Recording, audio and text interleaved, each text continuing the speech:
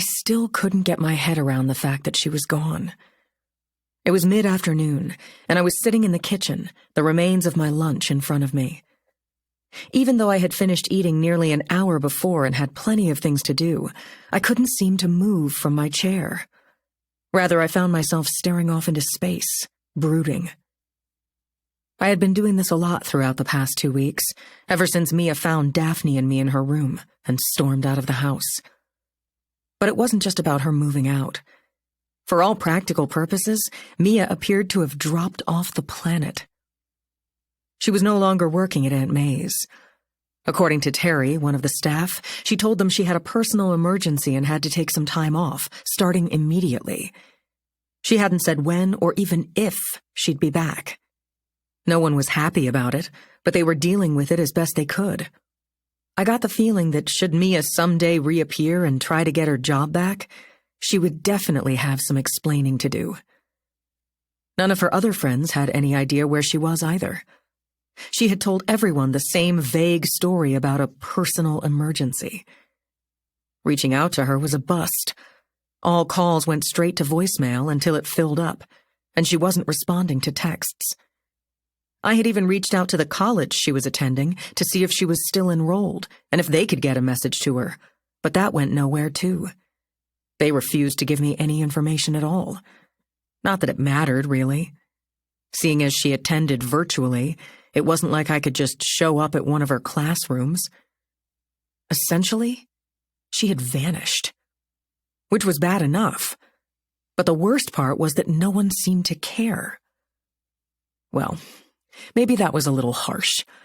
It would be more accurate to say they didn't seem at all worried about her. Even the ones who were annoyed with her, like the staff at Aunt May's, weren't concerned. They all agreed that when Mia was ready, she would reappear, and in the meantime, I should give her space. After hearing that for the third time, I began to realize that everyone assumed Mia just needed time to cool off after our fight. Although why Mia couldn't just as easily cool off while still working at Aunt May's and living somewhere else other than with me was a mystery. When I brought that up, people agreed her disappearing was extreme. But as Mia had a tendency to hold a grudge, it wasn't all that surprising. It also bothered me that so many people knew we weren't getting along. I, of course, knew Redemption was a small town, and gossip spread like wildfire, but still. When I contacted the police and asked them to look into it, they immediately shut me down. It's not against the law for an adult to disappear, they said, and since I didn't have any evidence or proof of foul play, there was nothing the cops could do. I thought about going directly to Daniel, but he had made it clear he didn't want to talk to me. He thought it would be good for both of us if we took some time away from each other.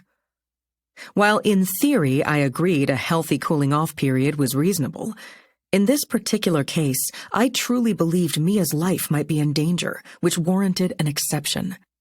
I struggled daily with this decision. Even though I had no proof that Mia was in trouble and couldn't deny that she had left of her own free will, I was still worried. Even Daphne thought Mia just needed a break.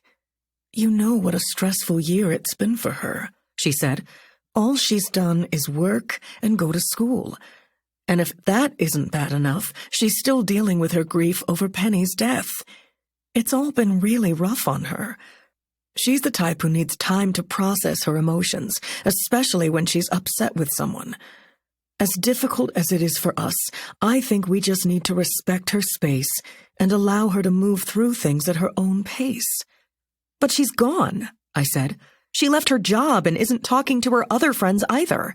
How is any of that related to our fight?" "It's not. But that fight may have been the last straw, and now she's finally taking a much-needed break."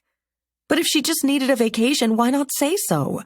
Why blame some nebulous personal emergency?" I asked. "It may feel like a personal emergency to her." "Even if it did, no one would have found it strange if she'd just admitted that she'd reached her breaking point and needed some time off. It's not like her crazy schedule and Penny dying were huge secrets," I said. Daphne's expression was pained. "Becca, you're not understanding.